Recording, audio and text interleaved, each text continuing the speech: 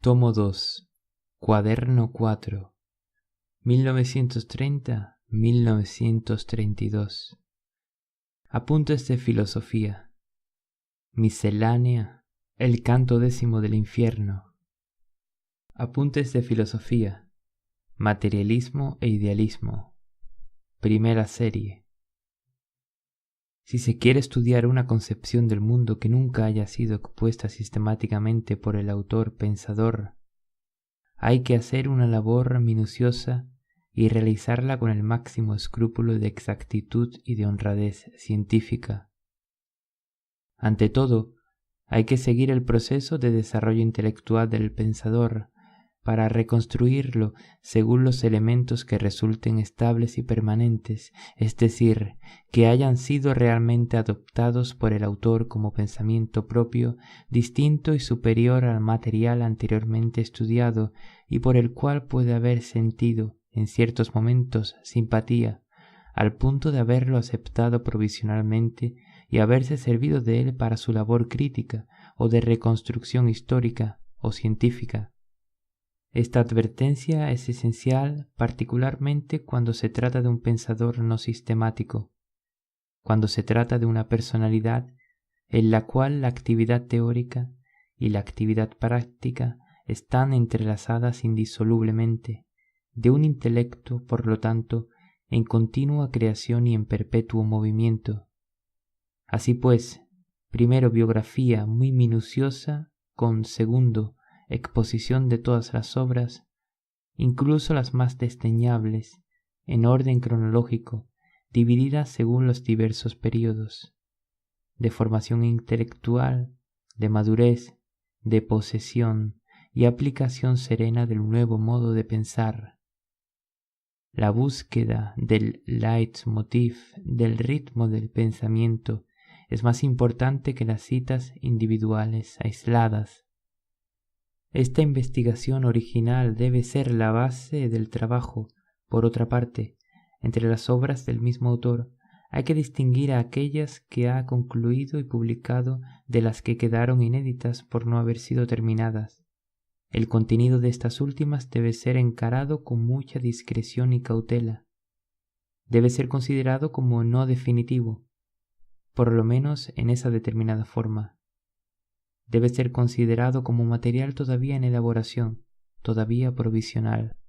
En el caso de Marx, la obra literaria puede ser dividida en estas categorías. 1. Obras publicadas bajo la responsabilidad directa del autor.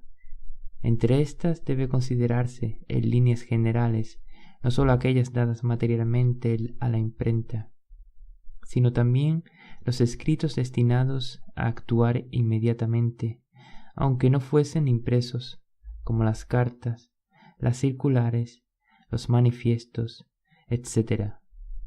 Ejemplo típico: crítica al programa de Goethe y el epistolario. 2. Las obras no impresas bajo la responsabilidad directa del autor, sino por otros después de su muerte. Por lo pronto, de esta sería conveniente tener un texto diplomático, esto es, todavía no reelaborado por el editor, o por lo menos una minuciosa descripción del texto original hecha con criterios diplomáticos. Tanto una como otra categoría deben ser divididas por períodos cronológicos críticos en forma de poder establecer comparaciones válidas y no puramente mecánicas y arbitrarias. Incluso el trabajo de elaboración hecho por el autor del material de las obras luego editadas por él debería ser estudiado y analizado. Este estudio, por lo menos, daría indicios para evaluar críticamente la veracidad de las redacciones recopiladas por otros de las obras inéditas.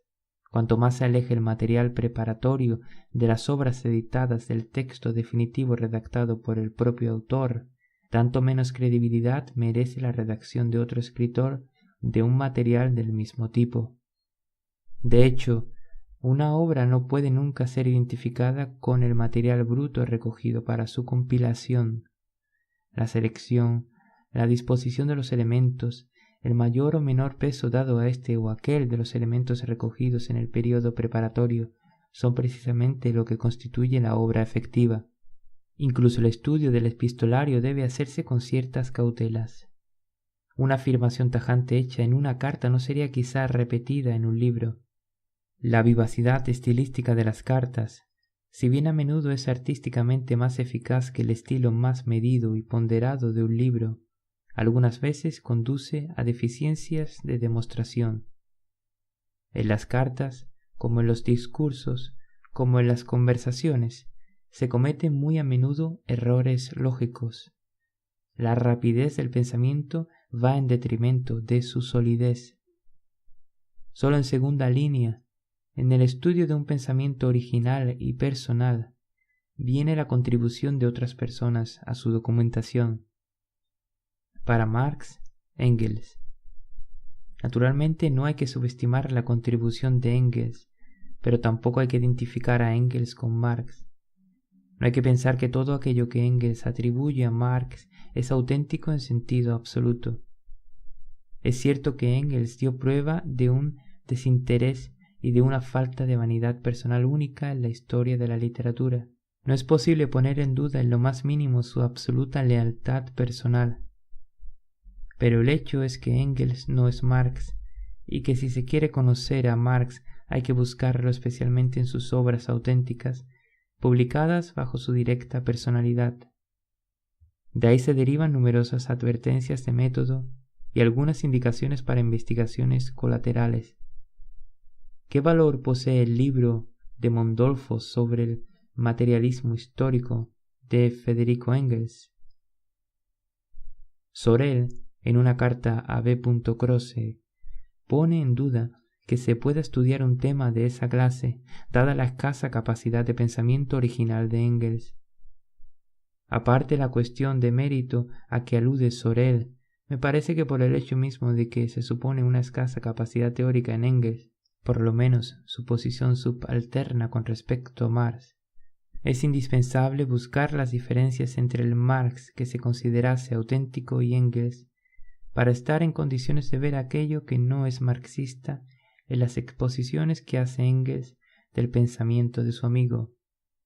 En realidad, en el mundo de la cultura, esta distinción nunca se ha hecho y las exposiciones de Engels, relativamente sistemáticas, especialmente en el Anti-Düring, son tomadas como fuente auténtica y a menudo como única fuente auténtica. El libro de Mondolfo me parece por lo tanto muy útil, aparte de su valor intrínseco que ahora no señalo, como indicación de una vía a seguir.